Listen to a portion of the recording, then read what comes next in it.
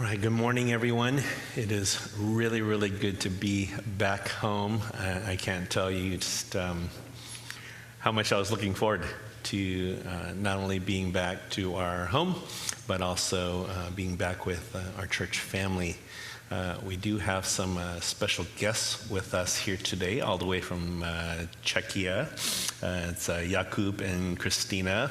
They're sitting right there. Jakub is Vašek's cousin, and so they are recently married not too long ago and visiting us, so we're really glad that they can join us today.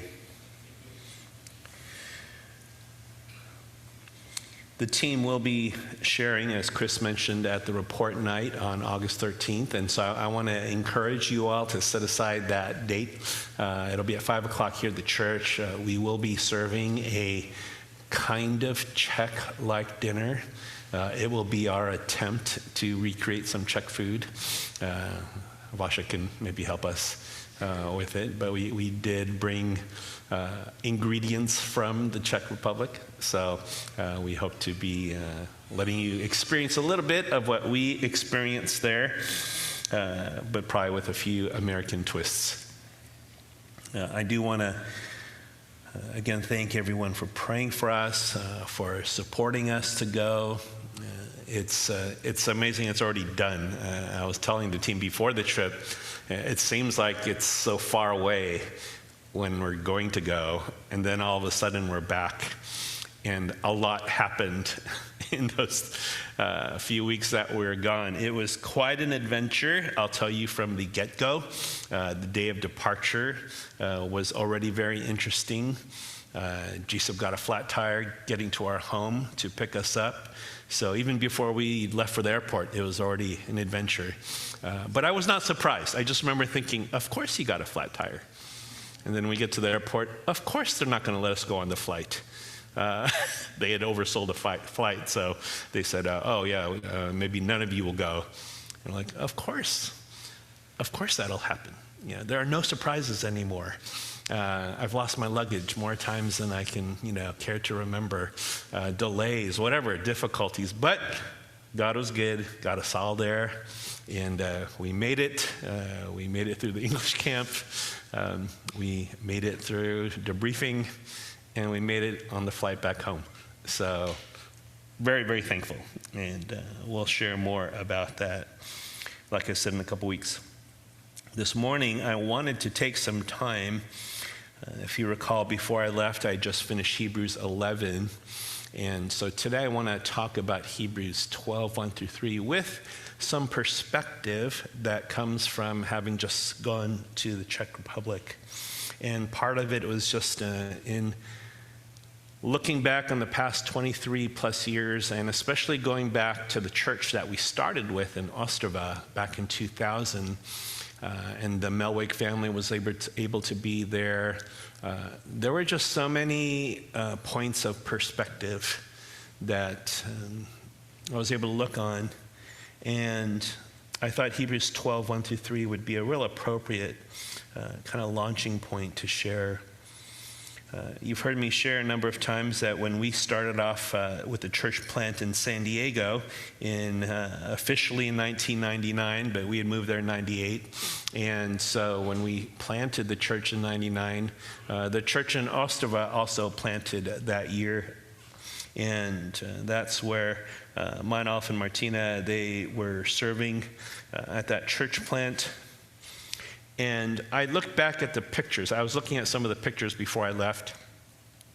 And Meinolf and I look really young. His hair was more red back then, actually. We both had a lot more energy. We moved around a lot faster. He and I used to walk very, very fast. Now I am like the weak link on the team, as I was lagging behind quite a bit. Playing sports, 23 years later, we definitely showed our age. It was kind of sad to not be able to move very well. A lot less energy. But one thing that we have been able to see is that there are others who are kind of taking our place. Lucas Melwig, who's one of the leaders at the church in Ostrava, was very encouraging to see him show a lot of leadership. And of course, with our team, having Andy and the others take more responsibility, that was an encouragement for me as well. But there was one particular thing that I was reflecting on, and that since 2000, there have been many members from the Lighthouse churches who have gone to the Czech Republic. There are also many members from the churches in Ostrava and Beroun that we've seen over the years. And sadly, there are a good number of people from both the Lighthouse churches and the Czech churches that are no longer a part of their respective churches. In fact, there are those who have completely walked away from the faith that they once professed. There are also many who struggle in their faith. We had the opportunity during this trip not only to share the gospel, but also to encourage fellow believers. One thing that is very clear is that there are a lot of similar issues wherever you go. It doesn't matter what country, what culture, whatever language you speak, no matter how old you are, it doesn't matter how long you've been a Christian, there are similar problems anywhere you go in the world, in the churches. So the thought crossed my mind, so why does this happen? I mean, why does it happen in that Christians struggle wherever you go? And then I thought, well, I know even in my own life, there are times where I have been very discouraged to the point where I wanted to quit running the race. When you think about the analogy that is seen here in Hebrews 12, to run the race with endurance. Well, if the Christian life is a race, how many of us have thought about quitting the race? I mean, how many of us have maybe struggled with doubts about our faith? I mean, I have. One of the reasons I wanted to preach through Hebrews 11 in the past year was to see that ever since the beginning, those who are God's children, it's always been about faith. It's never been anything different. Salvation has always been by grace through faith. Those who follow after God must live by faith. It's not by your works, it's not by your achievements, it's by having a trust in the Lord. But it's also hard. The race of faith is one that is difficult. It's fraught with challenges, and there seems to be this element of a struggle that never seems to depart. Now, that's all because it is the nature of a race for it to be like that. At times, the race of faith is agonizing because there are trials that test your faith. Now, I think most of us are familiar with James 1, right? Consider it all joy when you encounter various trials, knowing that the testing of your faith produces perseverance or endurance. But no matter where you go, what you see happening in a lot of churches is that there's a lack of perseverance in the lives of believers. And could it be that maybe that lack of perseverance is an evidence that the perspective on what running the race of faith, maybe it's somehow wrong or misguided? If there's one quality that is undervalued, maybe even despised, it is that of perseverance. Why would I say that? Well, we live in a generation, and especially a culture today, that if you have any hint of what you call suffering, people say they're a victim. People are so easily inclined to say, I'm a victim of difficult people, of difficult circumstances, of whatever it might be. I mean, if there's even the smallest measure of discomfort, if there's a hint of someone treating me in a way that I don't like, there are many who just react as if they've been completely abused. I mean, they'll even invoke language like, "You're Hitler. I feel like I'm in a concentration camp." And yes, there are situations like that that do happen. But I think today what people are very quick to show is that there's no resilience, no endurance, no perseverance in the face of suffering. In fact, there is a complete inability to face suffering of any significant kind. Now let me tell you what suffering is not, okay? Suffering is not LA traffic. Okay, when Chris Tang picked us up this past Friday, I welcomed it because it meant we were back home. I mean, it took us forever to get home, but I was like, we're back home because it's LA Friday traffic. Of course, on the way to Santa Clarita, it's the worst. But I had no complaints. We're home. So it's not suffering. Suffering is also not having lunch late on Sunday because the pastor went long on the sermon. That's not suffering. You know, in fact, when people say they're hangry, I'm like, you realize someone just made up a word that justifies sin. I mean, how is it justifiable that you could be angry because you're hungry? I mean, we live in a world here in LA where there is so much of an abundance of food. A delay of an hour is not suffering. That's not suffering. That's just called learning to be patient.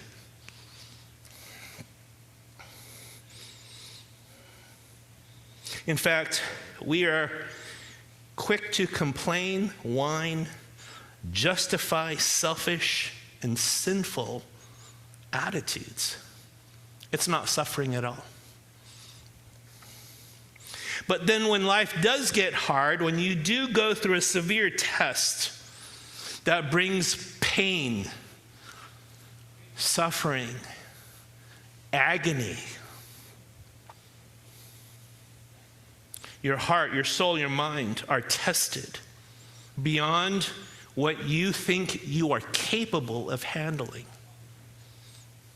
Are you then willing to keep running the race? I mean, for those of us who profess to be Christians, do you remember the day you entered the race of faith? It might not have been a distinct moment in time, but at some point you understood that you had repented of your sins, you had confessed Jesus Christ as Lord and Savior, you placed your faith in Him alone to save you, and you committed to follow Him. You committed. You didn't just make an emotional decision, you made a commitment, right? It's like for those of us who got married, you don't just go up on that platform and face your intended spouse to be for life and go, oh, well, this is kind of a nice thing to do today. I just felt like doing this. No, you made a commitment for better, for worse, for richer, for poor, sickness and health. But when you said you would follow Christ, you said you would follow Him for the rest of your life. That was the beginning of your race. You entered a race. Now, the earlier years, especially if you became a Christian when you were younger, you might have had a lot of excitement and enthusiasm. I mean, I did. I mean, it wasn't that it was always easy, but there was a lot of energy. There was the ability to bounce back, it seemed, more quickly at the time, even when there were struggles. I committed my life to Christ at a summer camp in the summer of 1979. So it's been about 44 years that I would say that I have been a Christian. If we were to take those 44 years and treat it each year as a lap, the last 10 laps have been a little harder. In fact, I ran track for 1 year in 10th grade. It was the one sport my parents would let me play because it was non-contact. I wasn't supposed to get hurt. I did. But I remember one of the things that I ran the 100 and the 200. I used to be lean and mean and fast and all that. Nothing like that anymore. But I remember they told us for the workouts, you had to run the 100, the 200, 400, the 800. And I thought, why do we have to run the 800? I mean, that's like way far, way longer than I need to. I don't understand. That's long distance to me. I mean, if you're going to run long distance, I understand if you're going to run those longer distances. But what I didn't know back then is, well, if you're going to run sprints, I mean, sprints are kind of over really fast, but still you need to build up some measure of endurance. Now, if you run the mile, or if you run like the 10K, 5 or 10K, if you did cross country, anyone here do cross country? Okay, so you're smart. Because, why would you do that? Why would you just run around forever? I mean, that's why I wonder, who chooses cross-country? But who would run a marathon? Okay, now we have someone here in our church family that likes to run long distances, Linda. And I'm amazed that she would do that, even after having a baby, right? There's got to be something about understanding that it's not over like that, right? I mean, you have to train for that. You have to be prepared. Why? Because it's not a short race.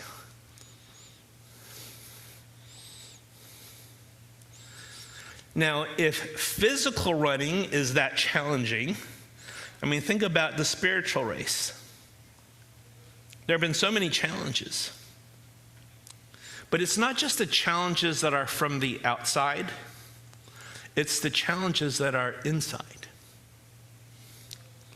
I mean, I think of just the battle against my own sinfulness,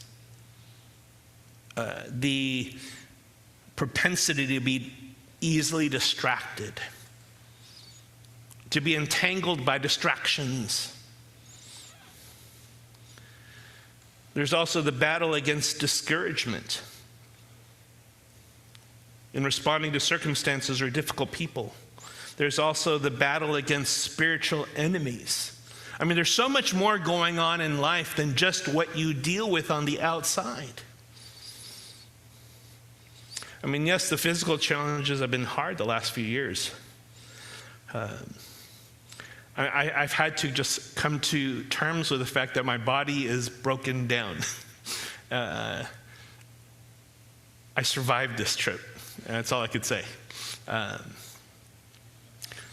We were walking in London with Pastor Tom Dreon on a church history tour, and I had seriously contemplated not going because I knew it was going to be I'd been on it a few times. I knew it was going to be a long walk, but I didn't want to miss out. Right? FOMO, right?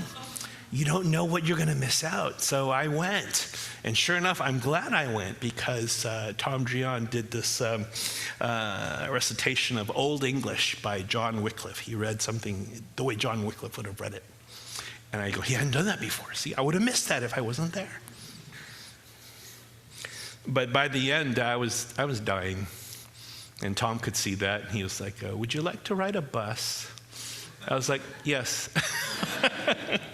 I mean, taking just steps, it was really painful.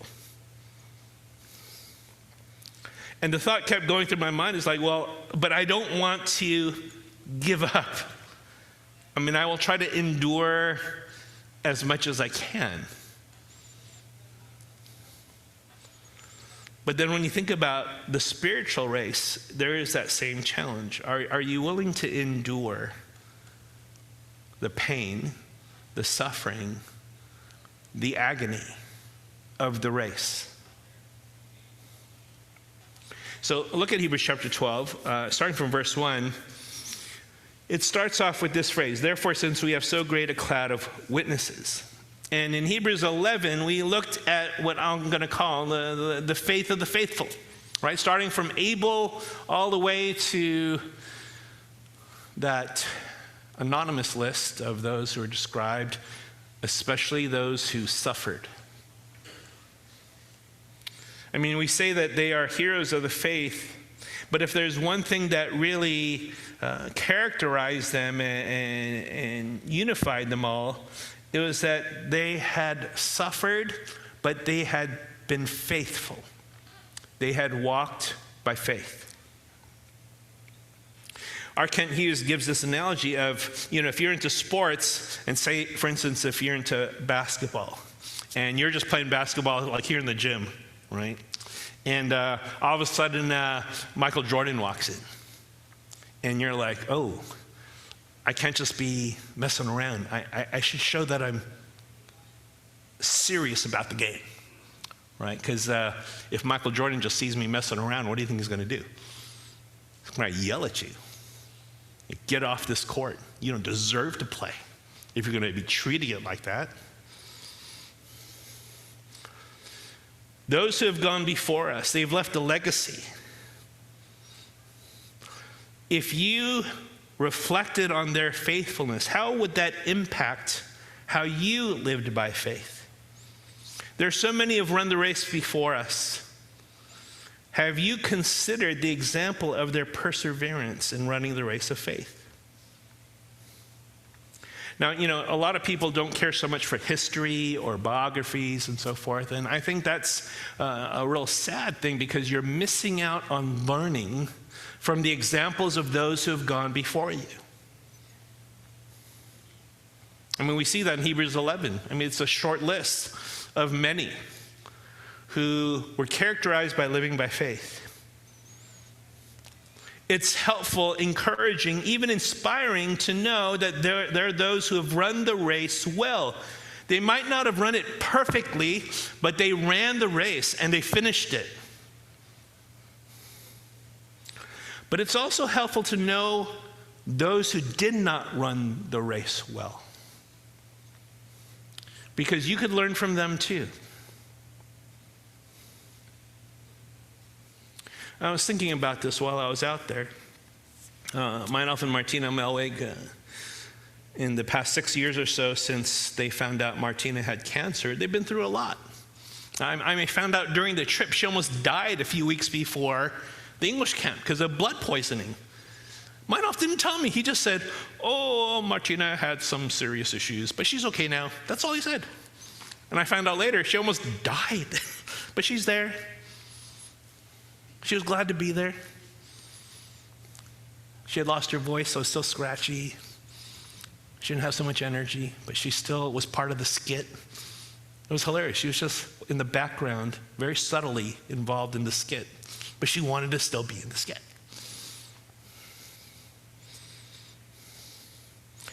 I remember them sharing their story. It wasn't too long after their conversion. They got married, then they got saved.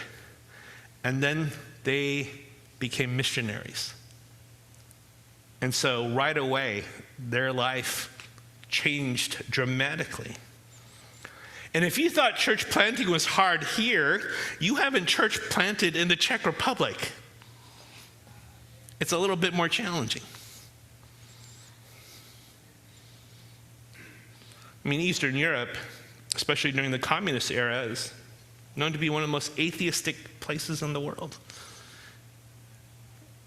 And the Czech Republic was known to be one of the most atheistic out of Eastern Europe. Ministry is hard. It's sad because there's a rich Christian heritage there.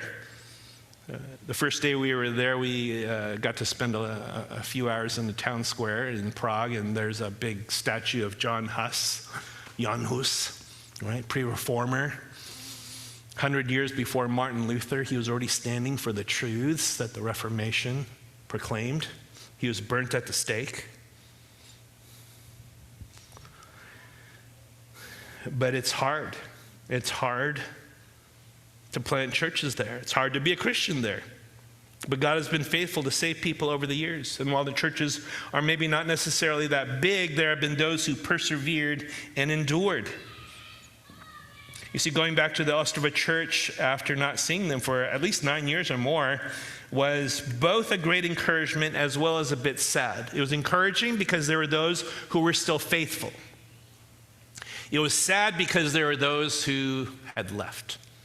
I mean, not only left the church, they had left the faith. There are those who had persevered, who have kept running the race. But there are also many who struggled, continue to struggle.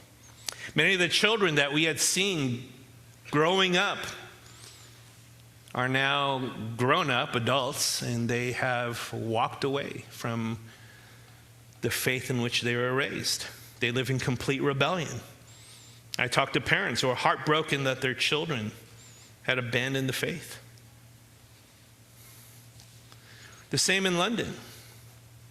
Spent time with Tom and Donna Drian, their daughter Karis, and they've suffered much as well. To try to plant a church in central London, very, very hard. It's a very liberal place. Again, rich heritage, but completely forgotten. The church has grown over the past few years, but not without its share of pain and suffering. Tom had shared he'd gone through some betrayals of church leaders. His health broke down. Angela and I had visited there in 2019 when we had gone for our anniversary trip, and so it was good to see those that we hadn't seen since that time.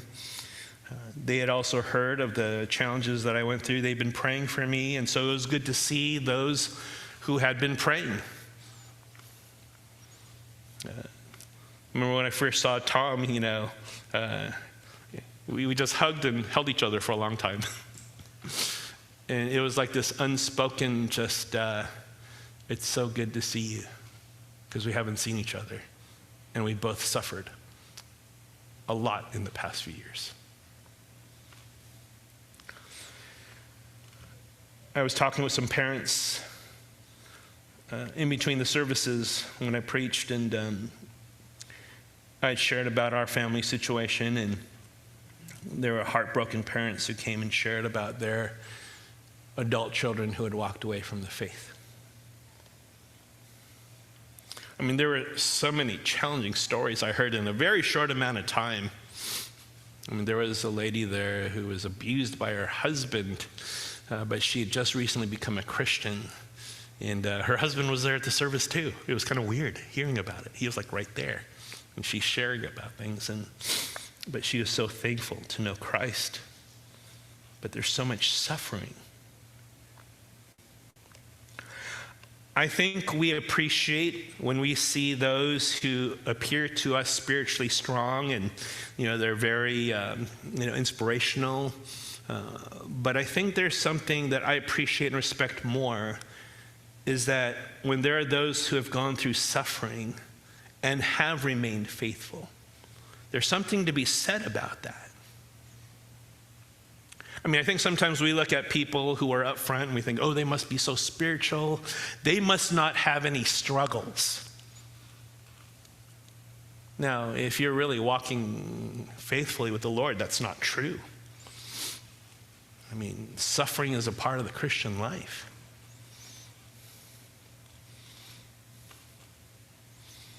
But I was encouraged, both when I was in Czech and in London, to be with those who I've watched suffer, yet remain faithful. And so the question that would come back to my mind was this: will I continue to run the race with endurance? Will I finish the course? How about those that I'm running with? Will those that I serve also keep running the race? Will those that I serve also finish well? There's something about this perspective about looking at the Christian life as a race. And it's not just an individual race either. We are running together.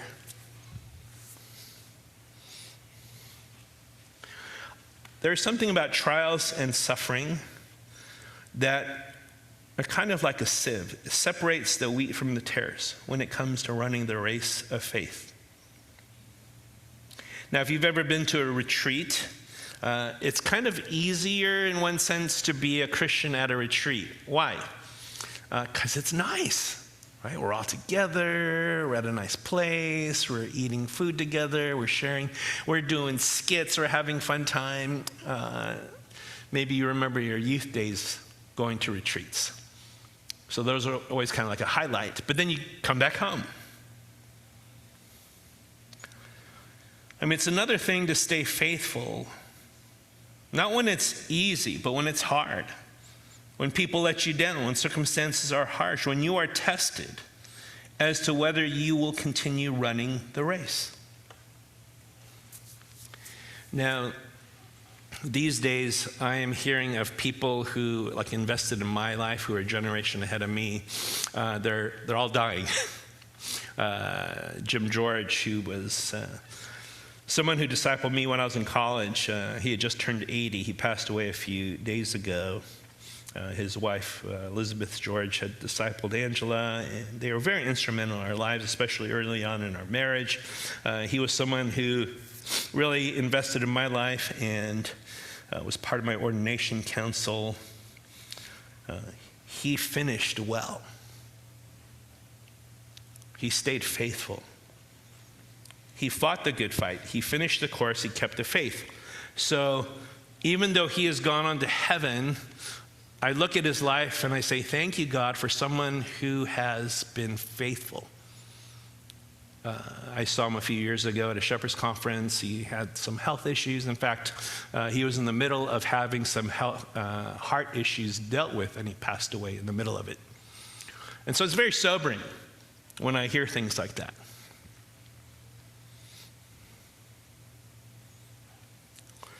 But I was very thankful to have such an example. But along the way, there have been others who have not been so faithful. There were some that I looked up to who walked away from the faith. It's always kind of shocking. Someone who was a pastor, who was an elder, who was a leader, and then one day you hear that they have walked away from the faith. And you go, what happened? I mean, how could that be? Or maybe they didn't just walk away from the faith. Maybe they just said, you know what? I don't care anymore to run. I'm just going to coast the rest of my life. I mean, there are those who I grew up with as peers, served alongside, who have quit the race. I mean, I don't know how many pastor friends I've seen just quit and walk away, go dark. And of course, as a pastor, I've seen a good number of church members who have professed Christ, and then somewhere along the way get distracted. They get entangled by the things of the world. They get sidelined. And they're not the kind of witnesses of Christ that they've been called to be. So it's sobering to think about that. I mean, think about, where do you stand in running the race?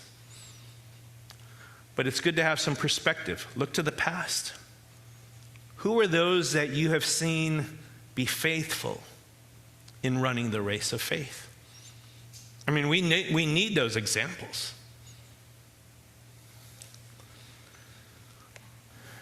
Now, going on in Hebrews 12:1, it says, laying aside every weight and sin which so easily entangles us, let us run with endurance the race that is set before us. So, second point, run the race of faith. And this picture of running a race is something that we see in Scripture. Paul likes using this analogy.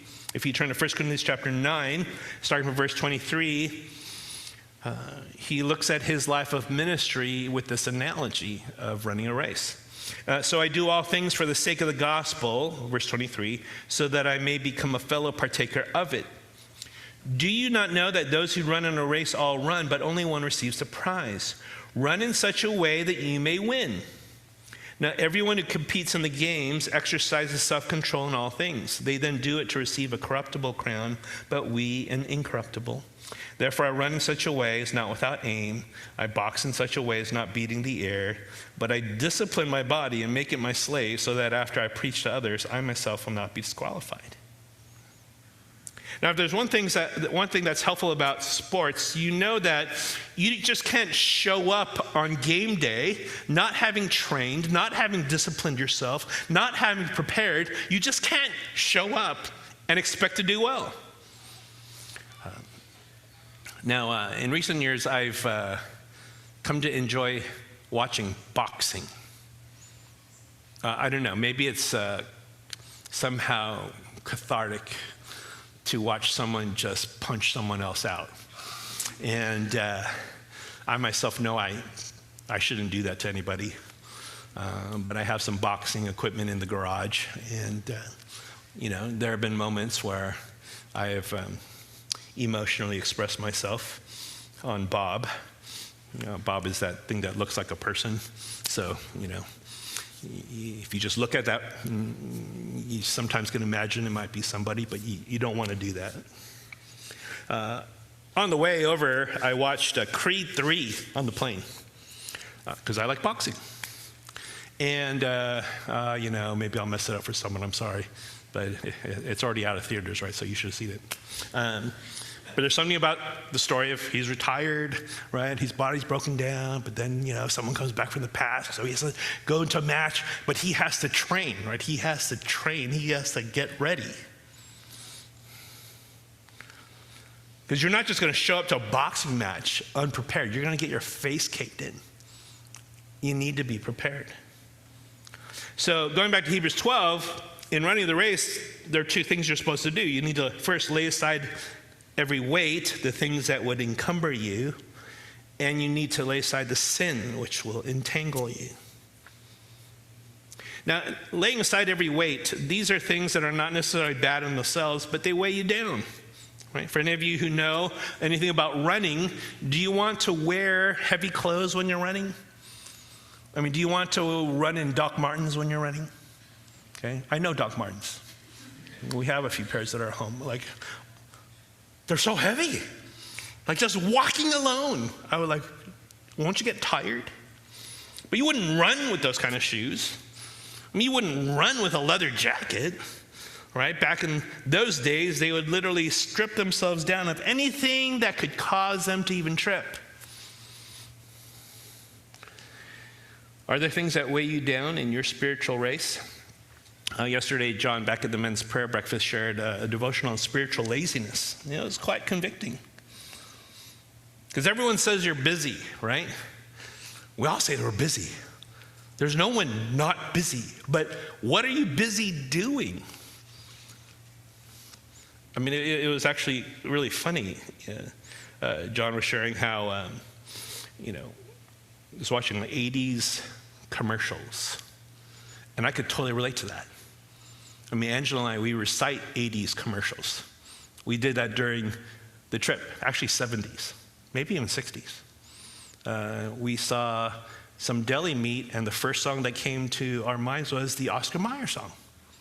My bologna has a first name, it's O-S-C-A-R. My bologna has a second name, it's M-E-Y-E-R.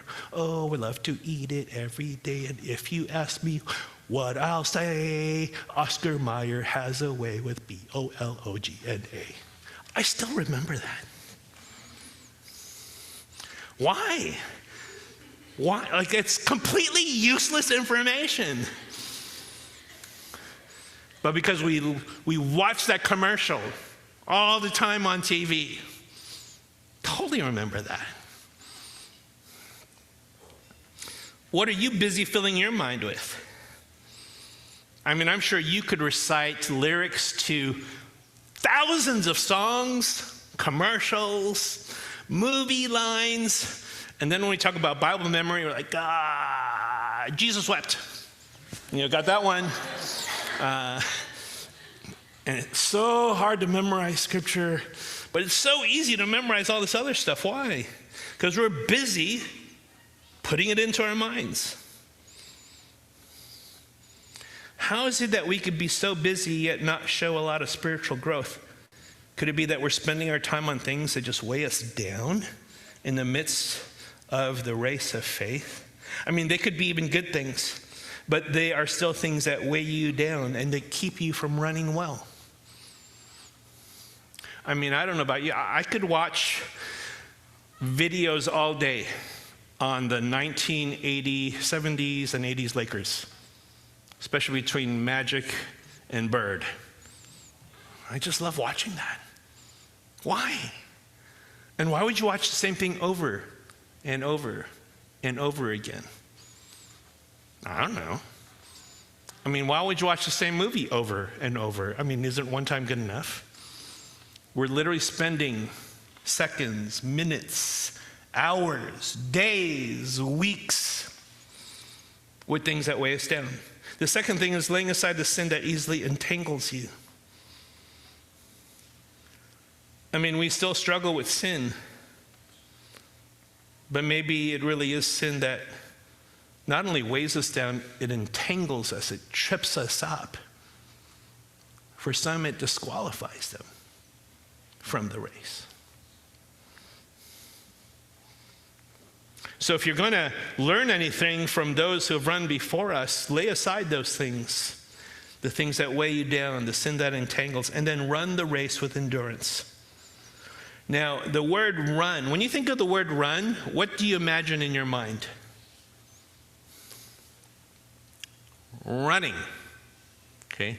What is running not? Running is not walking.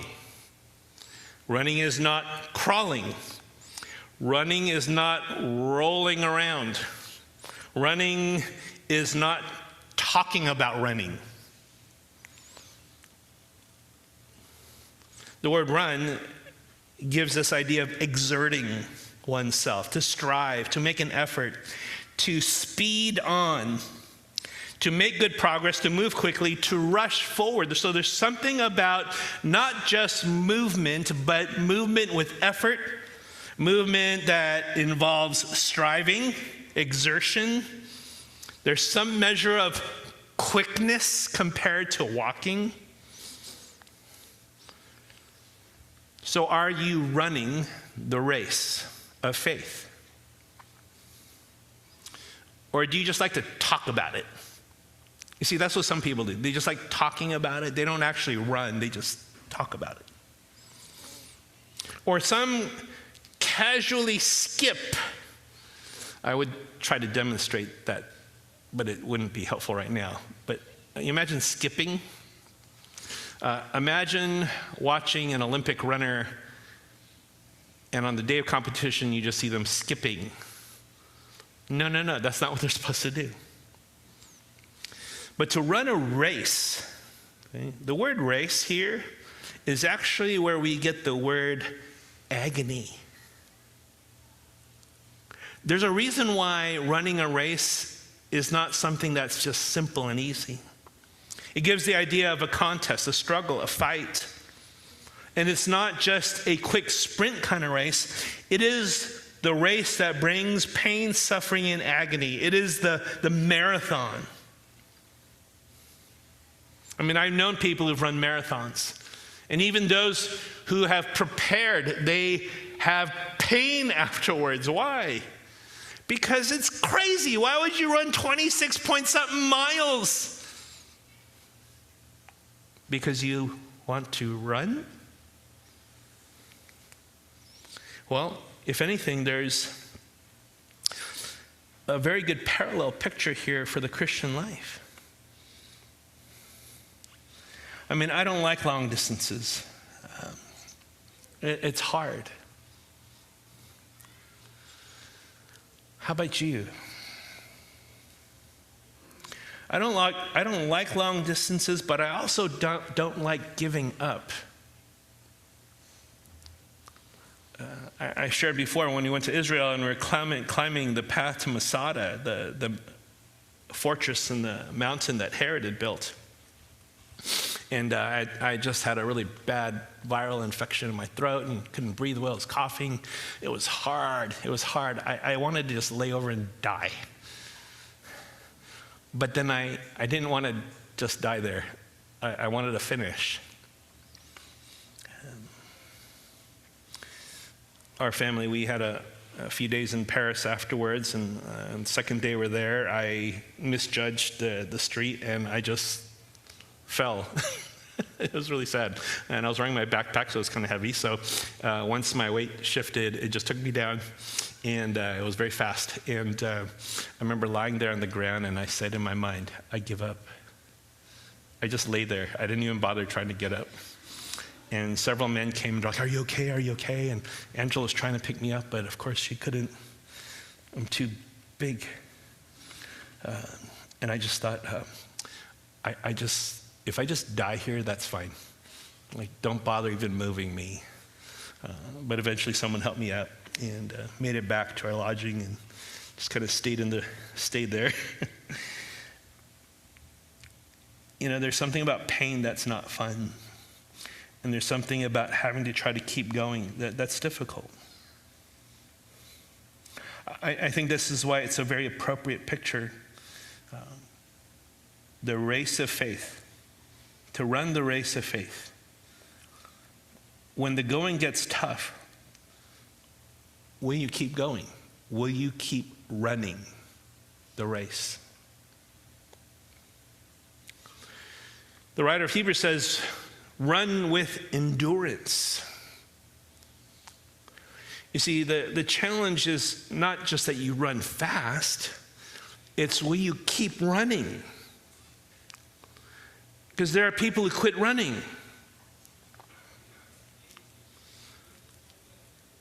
We need to remember that the very nature of being in this race is that it is hard. It's an appropriate word. Agony. It will be challenging, it will be difficult, it will involve suffering and pain, but will you finish the race? You see, there are many who start the race, but not all have continued the race. Some have stopped running altogether, some have quit the race, some have disqualified themselves from the race. Not only are there those who quit the race, but there are those who actively seek to distract, misguide, and interfere those who are in the race. The Apostle Paul in 2 Timothy 4, when he writes that last letter to Timothy, in verse 7, he says, I fought the good fight, I finished the course, I have kept the faith.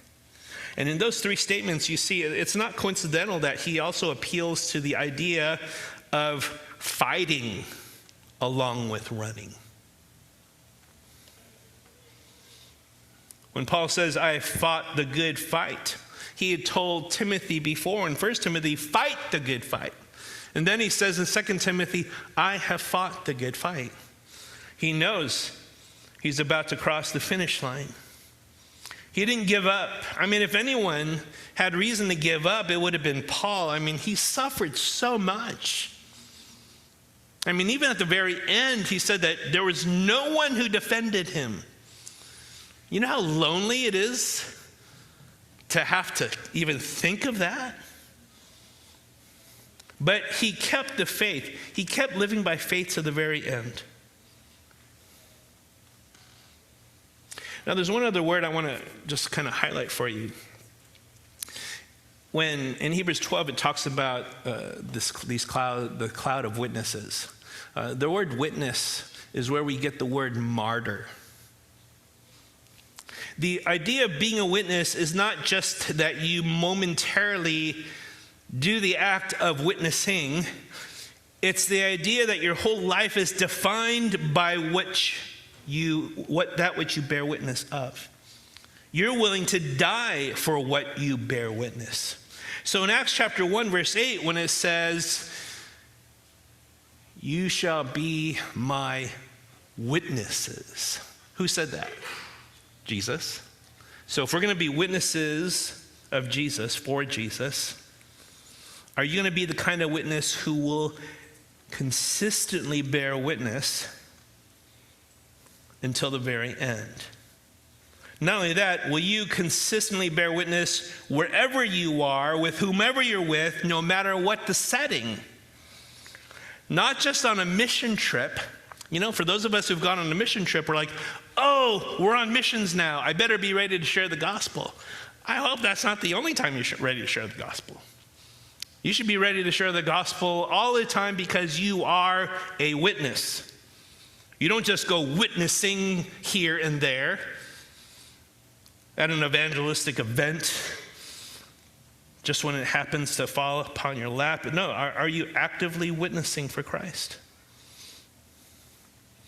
You know, one of the things I really appreciate about Tom Dreon, he did this on the previous time we went to the cemetery where a lot of the Puritans are buried. We're by the tomb of John Bunyan, and it's kind of prominent. It's right there in the middle of this area, and there are some benches. And he did this while we were there this time. There was some guy sitting there, and I noticed Tom started preaching the gospel. He's sharing with our team, but he just starts preaching. And I know exactly what he's doing. He's preaching for that guy sitting right there. And the guy had headphones around his neck. He easily could have just put them on, but he didn't. He just kind of listened. And I thought, see, this is someone who really is always a witness. And I told him later, I said, Tom, I remember you did that last time. He's like, oh yeah, I saw that guy. He needed to hear the gospel. I thought, he was there giving us a tour, but it wasn't an excuse for him to ignore being a witness. I mean, it really challenged me. I think I got to share the gospel much more this trip than any other trip. From the get-go. As it happened, I was in the middle seat in between two big guys on the way over, but they were both very friendly. We ended up having a very nice talk. And one of them, you know, it's just always the same thing. Oh, so what do you do? I'm a pastor. Oh, I have some questions. And this one guy goes, do you believe in Jesus? Yes, I do. Do you believe in the cross? Absolutely. I was like, what's wrong with this? I mean, why is he asking? I'm the one I should be asking these questions, but it was like a perfect setup. We ended up talking for a few hours. And I thought, you know what? It shouldn't have to be just when we're on missions. Just wherever you are. Whoever you see, are you ready? Are you a witness when it's hard to be a witness? Now think about that where you are right now. What is so hard about your life that you excuse yourself from being a witness? Is it because you're busy? Is it because you got school, work, married, children, health issues? I mean, I would raise my hand for a lot of those things too. I would make a case that I'm busy too.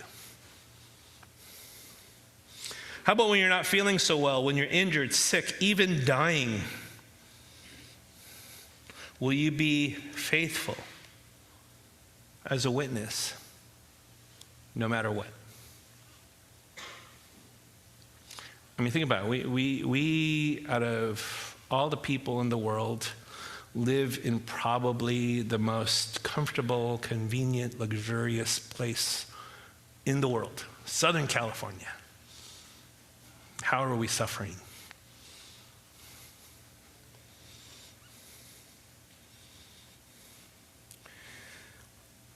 There is this cloud of witnesses, and the one thing that unites all of them is this. All the witnesses have fixed their eyes in faith on Jesus. Why? Because Jesus is the author and perfecter of faith. Jesus is the author of faith, starting with Abel. I mean, anyone who has been saved by faith and lived by faith is because Jesus is the author of that. He's the one that unites all of us. Not only is he the author of those who are saved by faith, he is the perfecter of our faith. He not only starts it, he finishes it. You see, if Jesus is truly the object of your faith, then you have the one who is guaranteed the start and the finish of it. That's the promise you can bank on.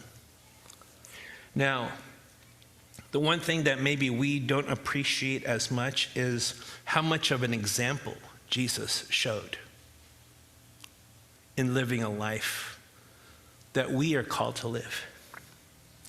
He suffered. He endured the cross for the joy set before him. He despised the shame. Why? Because of the exaltation that he looked forward to sitting down at the right hand of the throne of God.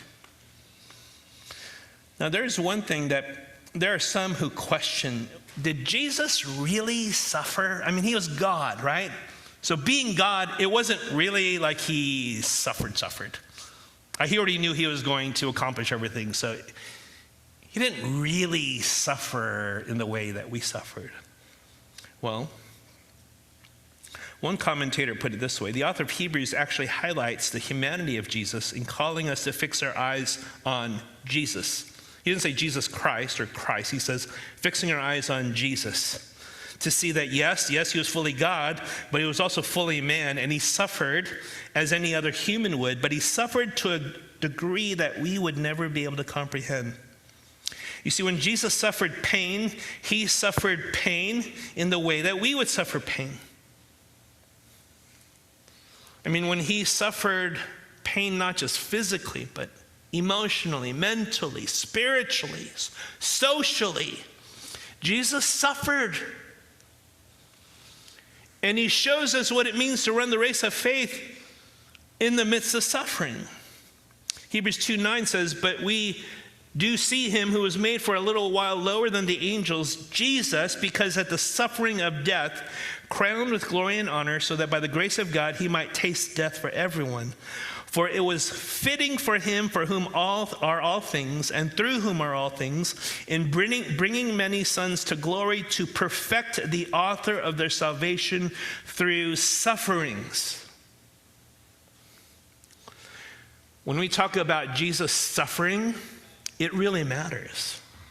In fact, we can take comfort in knowing that in his suffering, he truly understands what it means to suffer. Hebrews 2:17 following says, therefore he had to be made like his brothers in all things, so that he might become a merciful and faithful high priest in things pertaining to God, to make propitiation for the sins of the people. For since he himself was tempted in that which he has suffered, he is able to come to help those who are tempted. You know, if you get kind of hung up with doctrine, some people will say, well, if it was impossible for Jesus to sin, did he really, truly get tempted? Well, yes, he was tempted. I mean, the devil tempted him. You just can't dismiss that he went through temptation. He suffered in that temptation, but he didn't sin. Hebrews 5:8 says, although he was a son, he learned obedience from the things which he suffered. You see, the suffering of Christ was very important, especially for us to understand, is that, you know, if you look at the book of Hebrews, it highlights this theme of Jesus being the great high priest. He was a high priest according to the order of Melchizedek. But he was not like any other high priest. He was a high priest who, unlike those who served under the Mosaic law, he was without sin. When he faced temptation, he underwent suffering. So he knows what it means to go through the harsh realities of life more than we could ever know. In order for Jesus to be that sympathetic high priest, Jesus actually went through the suffering. The physical suffering, the mental suffering, the emotional suffering, the social suffering, the spiritual suffering. He suffered in every way that we can suffer, yet he didn't sin. Now, when we consider the humanity of Christ, think about this. When he had his heart broken by people, it had to be painful. He was hated by his own family. He was betrayed by one of his own disciples. He was denied by the one who claimed he never would. He was abandoned by those closest to him. He was slandered, gossiped about, mocked. He was socially rejected. When he was physically beaten, you don't think he felt the pain of that? When his face was punched, he was whipped. He went through such suffering that we could never imagine. But not only that, he was shamed before the world. I mean, you think about, we get maybe put to shame because someone laughed at us. But Jesus endured the cross. He despised the shame. He suffered, died, and rose again to be exalted at the right hand of the throne of God. And why do we consider that? Well, it says in verse 3, we consider that the one who has endured such hostility against himself so that we will not grow weary, so that we will not faint in heart. So in the context of running the race, it's so we don't quit. You don't quit. That's why we fix our eyes on Jesus. We do as those who have gone before us have done. We run the race with endurance. We lay aside the things that weigh us down, that entangle us. What does it mean to live by faith? It is to run the race of faith with perseverance. You don't just run when it's easy to run. You run when it's hard to run. That's when you know your faith is real. Charles Spurgeon said, to trust God in the light is nothing, but trust him in the dark, that is faith.